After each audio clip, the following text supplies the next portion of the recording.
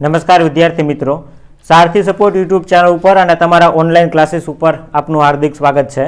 તો આજે આપણે સમાજશાસ્ત્રની અંદર વિભાગ બી છે એની અંદર પરીક્ષામાં જેટલા પ્રશ્ન આઈએમપી પૂછાઈ શકે એવા છે એ તમામે તમામ ક્વેશ્ચન આજે આપણે જવાબ સાથે જોવાના છીએ। ઓલરેડી એક વિડીયો સેક્શન એ વિભાગ એનો અપલોડ થઈ ગયો છે। જો એ તમે ન જોયો હોય તો સૌથી પહેલાં એ વિડીયો જોઈ લેજો, જેની અંદર 20 જેટલા માર્ક્સના એમસીક્યુ કવર થઈ જશે અને આજના વિડીયોમાં વિભાગ બી જે છે જે તમારી પરીક્ષાની અંદર કુલ 10 માર્ક્સનો પૂછાય છે। અહીંયા જેટલા પ્રશ્ન આપું છું આટલા કરી નાખો એટલે 10 માર્ક્સનું કમ્પ્લીટ। એની સિવાય બીજી કોઈ જગ્યાએથી કોઈ સાહિત્ય વાંચવાની પછી જરૂર રહેતી નથી। જોઈએ સૌથી પહેલો ક્વેશ્ચન છે, ભારતમાં ઈસવીસન 2011ની વસ્તી ગણતરી મુજબ સૌથી વધારે લિંગ પ્રમાણ કયા પ્રદેશમાં હતું? લિંગ પ્રમાણ મતલબ કે પુરુષોની સરખામણીમાં સ્ત્રીઓની સંખ્યા કયા પ્રદેશમાં વધારે હતી? તો સાહેબ જવાબ આવશે કેરળ। કેટલી હતી? તો કે ભાઈ 1084, મતલબ કે 1000 પુરુષે બહેનોની સંખ્યા 1084, મતલબ કે 84 જેટલી વધારે હતી। એટલે પહેલા ક્વેશ્ચનની અંદર જવાબ આવશે કેરળ। ત્યાર પછીનો ક્વેશ્ચન છે, લોક સંસ્કૃતિના અંગો કયા કયા છે? અવારનવાર પરીક્ષામાં પૂછાતો પ્રશ્ન છે। જોઈએ જવાબ, લોકજીવન, લોકકલા, કસબ, આ બધા લોક સંસ્કૃતિના અંગો છે। ત્યાર પછીનો ક્વેશ્ચન, આદિવાસી સંસ્કૃતિના કયા 4 લક્ષણો છે? અથવા તો ઘણી વખત આદિવાસી સંસ્કૃતિના લક્ષણો જણાવો આવી રીતે પૂછાય, 4 શબ્દ નો લખેલો હોય, સમજાય? 4 લક્ષણો છે। જોઈએ પહેલું તો કે સાહેબ કદમાં નાની, બીજું લક્ષણ તો કે સાહેબ વિવિધતા, ત્રીજું તો કે ભાઈ વિશિષ્ટતા અને ચોથું સ્વાવલંબન। આ 4 આદિવાસી સંસ્કૃતિના લક્ષણો છે। કયા કયા? તો કે કદમાં નાની, વિવિધતા, વિશિષ્ટતા અને સ્વાવલંબન। ત્યાર પછીનો ક્વેશ્ચન છે, જૈન સમુદાયમાં કયા 2 વિભાગો જોવા મળે? જેવી રીતે બૌદ્ધ ધર્મ છે, હિન્દુ ધર્મ છે, જૈન ધર્મ છે, તો એવી રીતે જૈન ધર્મની અંદર 2 વિભાગો પડે છે। કયા કયા? તો જવાબ આવશે દિગંબર અને શ્વેતાંબર। અને આની પીડીએફ તમારે ડાઉનલોડ કરવી હોય તો અહીંયા ક્લાસનું જે ઓપ્શન છે એની બાજુમાં તમને પીડીએફ ડાઉનલોડનું ઓપ્શન છે, ત્યાંથી તમે પીડીએફ પણ મેળવી શકશો। ઓકે, આગળનો ક્વેશ્ચન છે, ગુજરાતમાં અનુસૂચિત જાતિઓમાં સૌથી વધારે વસ્તી ધરાવતા 4 જાતિઓના નામ લખો। પ્રદેશ નથી પૂછ્યા, જાતિ પૂછી છે। કઈ 4 જાતિ છે? જવાબ જોઈએ, મધ્યવંશી વણકર, ચમાર, ચામડિયા, ભંગી, મહેતર, રૂખી, મેઘવાર અને મેઘવાળ। આ 4 પ્રજાતિ એવી છે, 4 જાતિ એવી છે કે જે ગુજરાત રાજ્યની અંદર અનુસૂચિત જાતિઓની અંદર સૌથી વધારે વસ્તી ધરાવે છે। એના પછીનો ક્વેશ્ચન છે, પછાતપણાનો અર્થ આપો। ઘણી વખત પરીક્ષામાં પૂછાય છે કે સાહેબ પછાતપણું કોને કહેવાય, અર્થ આપો। તો જવાબ આવશે, પછાતપણામાં સામાજિક, શૈક્ષણિક અને આર્થિક રીતે પછાત વર્ગો જે હોય એનો સમાવેશ થાય। મતલબ કે આ પછાતપણાનો અર્થ સામાજિક રીતે, શૈક્ષણિક રીતે અને આર્થિક રીતે જે લોકો પછાત હોય એવા લોકોનો સમાવેશ આમાં થાય। એના પછી ગુજરાત રાજ્યની અંદર અન્ય પછાત વર્ગો માટે ઓબીસી જેને આપણે કહીએ છીએ એના માટે 1972માં કમિશન નિમણૂક થઈ હતી। એ કમિશન કયું હતું? તો જવાબ આવશે બક્ષી કમિશન। અને એટલા માટે સામાજિક અને શૈક્ષણિક રીતે જે લોકો પછાત હોય ને એને બક્ષી પંચ તરીકે પણ ઓળખવામાં આવે છે। ચલો એના પછીનો ક્વેશ્ચન, બંધારણમાં કયા કયા સમૂહોને વિશિષ્ટ લાભ આપવામાં આવ્યા છે? જવાબ આવશે અનુસૂચિત જાતિ, અનુસૂચિત જનજાતિ અને અન્ય પછાત વર્ગ, જેને ટૂંકમાં કેવું હોય તો એસસી, એસટી અને ઓબીસી। આ 3 વર્ગો એવા છે કે જેને બંધારણની અંદર અનામતનો લાભ પ્રાપ્ત થાય છે અને છેલ્લે એક કેટેગરી, એક જ્ઞાતિ, એક કાસ્ટ ઉમેરેલી છે અને એની અંદર ઈડબ્લ્યુએસનો સમાવેશ થાય। ચલો એના પછી આપેલું છે, સેવાનું પૂરું નામ આપો। SEWA એનું પૂરું નામ જણાવો। જવાબ આવશે self employed women association, self employed women association. એના પછીનો ક્વેશ્ચન છે, ભારતમાં મહિલા સશક્તિકરણ માટેની નીતિ ક્યારે ઘડાઈ હતી? ભારતમાં મહિલા સશક્તિકરણ માટેની નીતિ ક્યારે ઘડાઈ હતી? જવાબ આવશે 2001ની અંદર ભારતની અંદર મહિલા સશક્તિકરણ માટે એક નીતિ ઘડાઈ હતી। એના પછીનો ક્વેશ્ચન, પ્રભાવી જ્ઞાતિનો ખ્યાલ કોણે આપ્યો? તો પ્રભાવી જ્ઞાતિ છે એમનો ખ્યાલ ડોક્ટર MN શ્રીનિવાસે આપેલો છે। એના પછીનો ક્વેશ્ચન છે, ઉદારીકરણની વ્યાખ્યા આપો। અને એક વસ્તુ ખાસ યાદ રાખવાની કે ભાઈ જ્યારે તમને વ્યાખ્યાવાળો પ્રશ્ન પૂછાય ત્યારે વ્યાખ્યા સ્પષ્ટ લખવાની, જેમાં તમારા ઘરના શબ્દો ચાલે નહીં। જે વ્યક્તિએ વ્યાખ્યા આપી હોય એવી ને એવી લખવી પડે। જોઈએ આપણે વ્યાખ્યા, દુનિયાના વિવિધ દેશો વચ્ચે જે આદાન પ્રદાન થાય છે અને આર્થિક ક્ષેત્રમાં જે આયાત નિકાસ થાય છે એના ઉપર રાજ્યનું નિયંત્રણ ઓછું હોય એને ઉદારીકરણ કહેવાય. આ એનો સામાન્ય અર્થ થઈ ગયો, સામાન્ય વ્યાખ્યા થઈ ગઈ. એના પછીનો ક્વેશ્ચન છે, ભારતમાં સ્વચ્છતા અભિયાનનો આરંભ ક્યારે અને કોના દ્વારા કરવામાં આવેલો? સ્વચ્છતા અભિયાન તમે ઘણી વખત જોયું છે કે ભાઈ સ્કૂલો હોય તો એની અંદર સ્વચ્છતા અભિયાન હોય, ટૂંકમાં ગામડા હોય તો એની અંદર ઘણી વખત રોડ રસ્તાની સફાઈ થતી હોય, અને કોઈ દિવસ કોઈક આવતો હોય તો એ દિવસે જે રાજકારણીઓ હોય એ હાવણા લઈ લઈને ફોટા પડાવવા નીકળી ગયા હોય. તો આ છે શું, એનો પ્રારંભ ક્યારે થયો હતો અને કોના દ્વારા? જવાબ આવશે 2 ઓક્ટોબર 2014ના દિવસે પ્રારંભ થયો હતો, અને વડાપ્રધાન હતા એ વખતે નરેન્દ્ર મોદી, જે હાલમાં છે. એટલે નરેન્દ્રભાઈ મોદી દ્વારા 2 ઓક્ટોબર 2014, 2 ઓક્ટોબર મતલબ કે ગાંધી જયંતિ, અને ગાંધીજીની સ્વચ્છતા થોડીક વધારે પ્રિય હતી, સમજાય છે. એટલે લોકો દ્વારા, વડાપ્રધાન દ્વારા 2 ઓક્ટોબરથી સ્વચ્છતા અભિયાન છે એનો પ્રારંભ કરેલો. એના પછી પંડિત જવાહરલાલ નહેરુ છે એ પંચાયતી રાજ વિશે શું માનતા અથવા તો શું કહે છે? જવાબ આવશે પંચાયતી રાજને એક મહાન ક્રાંતિકારી પ્રયોગ તરીકે ઓળખાવતા. કોણ? જવાહરલાલ નહેરુ. ચાલો એના પછીનો ક્વેશ્ચન છે, બાળ અપરાધ કોને કહેવાય? ઘણી વખત વ્યાખ્યા પૂછાય છે. જવાબ જોઈએ તો કે ભાઈ સામાન્ય રીતે 7 વર્ષથી લઈને 18 વર્ષની ઉંમર ધરાવતી વ્યક્તિ દ્વારા કોઈ ગેરકાનૂની અપરાધ કરવામાં આવ્યો હોય તો આને બાળ અપરાધ કહેવાય. ઘણી વખત એવું બને કે ભાઈ કોઈ નાની ઉંમરનું બાળક હોય, ચોરી કરે, નાની મોટી અસામાજિક પ્રવૃત્તિઓમાં જોડાય, અથવા તો કોઈ વ્યક્તિ દ્વારા દારૂની હેરફેરીમાં કોઈ વ્યક્તિ, નાનું બાળક સંડોવાયેલું હોય, અથવા તો નાના મોટા ઝઘડા કોઈ થઈ ગયા હોય, અથવા કોઈ વ્યક્તિને ઈજા પહોંચાડી હોય, તો ઘણી વખત એવું બને કે ભાઈ બાળક નાની ઉંમરથી અપરાધ તરફ વળી ગયું હોય.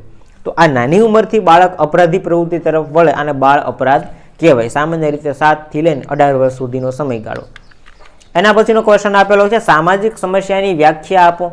અને વ્યાખ્યા હોય એટલે સ્પષ્ટ જ લખવી પડે. જોઈએ આપણે. સામાજિક સમસ્યા એટલે વ્યવહારના એવા પાસા અથવા પરિસ્થિતિ કે જેને સમાજના કે સમૂહમાં નોંધપાત્ર સંખ્યાના લોકો અનિચ્છનીય ગણતા હોય, મતલબ કે હારી ગણતા ન હોય, આને સામાજિક સમસ્યા કહેવાય. એના પછી શીખ ધર્મમાં 5 ક કોને કહેવામાં આવે છે? તો કેશ, કંદો, કડુ, કચ્છ અને કિરપાણ. આ 5 જે ક છે એને શીખ ધર્મની અંદર 5 ક તરીકે ઓળખવામાં આવે છે.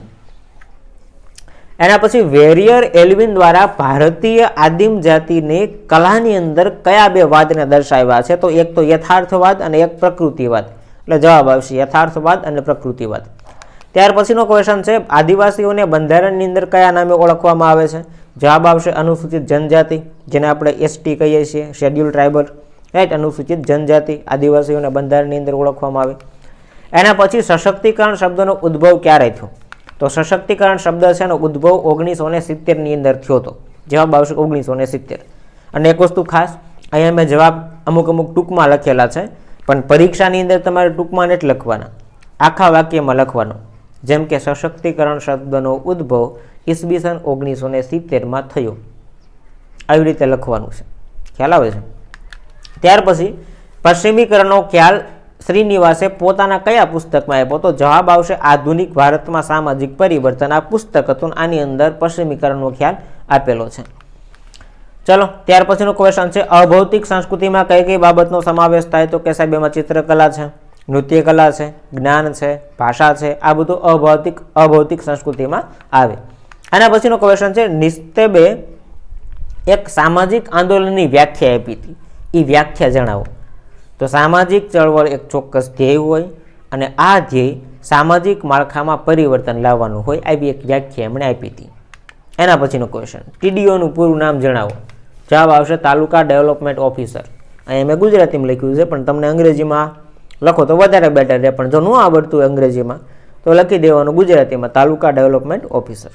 એના પછી દહેજ પ્રથા અધિનિયમ ક્યારે ઘડવામાં આવ્યો? તો દહેજ પ્રથા અધિનિયમ છે ને 1961માં ઘડવામાં આવ્યો હતો. આની અંદર જોગવાઈ એવી હતી કે ભાઈ ઘણી વખત કન્યા પક્ષ તરફથી વરપક્ષ કોઈક પ્રકારની ડિમાન્ડ કરે, ડિમાન્ડ મતલબ કે કોઈ વસ્તુ માંગે, આને દહેજ કહેવાય.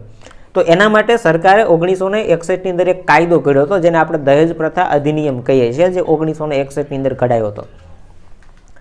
ત્યાર પછીનો ક્વેશ્ચન છે, સ્ત્રી ભ્રૂણ હત્યા કોને કહેવાય? જવાબ આવશે કે ભાઈ વિજ્ઞાન અને ટેકનોલોજીના કારણે સોનોગ્રાફીની મદદથી ગર્ભની અંદર રહેલા બાળકની જાતિનું પરીક્ષણ થઈ શકે કે એ સ્ત્રી છે કે પુરુષ. અને ગર્ભમાં રહેલું બાળક જો સ્ત્રી જાતિનું હોય તો ઘણી વખત એને ગર્ભની અંદર જ મારી નાખવામાં આવે, મતલબ કે ગર્ભપાત કરાવવામાં આવે, જેને સ્ત્રી ભ્રૂણ હત્યા કહેવાય. એના પછીનો ક્વેશ્ચન છે લોકવિદ્યા એટલે શું? તો જવાબ આવશે લોકવિદ્યા એટલે લોકોએ પોતાના જીવન માટે જરૂરી એવી પોતે નિપજાવી કાઢેલી વિદ્યા કે જ્ઞાન અને લોક સમાજની અંદર લોકવિદ્યા તરીકે ઓળખવામાં આવે છે. પછીનો ક્વેશ્ચન, ભારતના આદિવાસીઓના સંગીતના કયા કયા વાજિંત્રોનો સમાવેશ થાય? તો વાજિંત્રોની અંદર સૌથી પહેલાં વાંસળી છે, સારંગી છે, તૂર છે, પછી તંબુરા છે, બીન, ઢોલ, મૃદંગ, આ બધા આદિવાસીઓના સંગીતના વાજિંત્રો છે.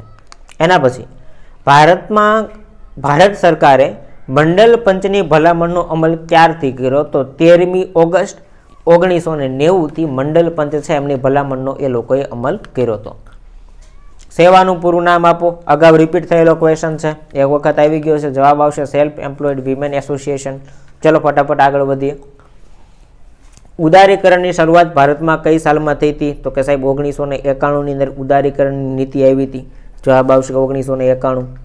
ત્યાર પછીનો ક્વેશ્ચન છે, વૈશ્વિકીકરણની પ્રક્રિયાએ કયા નવા આંદોલનને જન્મ આપ્યો? તો વૈશ્વિકીકરણની પ્રક્રિયાના કારણે મહિલાઓના આંદોલન અને માનવ અધિકારના આંદોલન છે એનો ઉત્પત્તિ થઈ હતી. એટલે કહી શકાય કે ભાઈ મહિલાઓના આંદોલન અને માનવ અધિકારના આંદોલનને જન્મ આપ્યો. એના પછી બ્રહ્મો સમાજની સ્થાપના કોણે કરી? બહુ સિમ્પલ, રાજા રામ મોહન રાય. પછીનો ક્વેશ્ચન, ડીડીઓનું પૂરું નામ જણાવજો. હમણાં ટીડીઓનું આપ્યું હતું, તાલુકા ડેવલપમેન્ટ ઓફિસર, એવી રીતે ડીડીઓનું પણ પૂછાઈ શકે. તો જવાબ આવશે ડિસ્ટ્રિક્ટ ડેવલપમેન્ટ ઓફિસર. ગુજરાતીમાં એને કહેવાય જિલ્લા વિકાસ અધિકારી. એના પછી વીડીઓનું પૂરું નામ આપો. જવાબ આવશે વિલેજ ડેવલપમેન્ટ ઓફિસર, ગ્રામ વિકાસ અધિકારી, જેને તલાટી કમ મંત્રી પણ કહેવાય. ચલો એના પછી આપણે વાત કરીએ આગળ, બાળ અપરાધી કોને કહેવાય? પ્રશ્ન રિપીટ થયેલો છે કે ભાઈ 7 વર્ષથી લઈને 18 વર્ષની નીચે 18 વર્ષની વચ્ચે કોઈ બાળકની ઉંમર હોય અને કોઈ ગેરકાનૂની વર્તન કરે તો આને બાળ અપરાધ કહેવાય. એના પછી અપરાધ કોને કહેવાય? તો પહેલાં બાળ અપરાધની વાત થઈ, હવે અપરાધનું કહે છે. અપરાધ કોને કહેવાય? તો કે સાહેબ અપરાધ એટલે સમાજમાં સભ્ય સત્તા દ્વારા અમલમાં મૂકવામાં આવેલ કાયદાઓનું ઉલ્લંઘન કરવામાં આવે તો આને અપરાધ કહેવાય.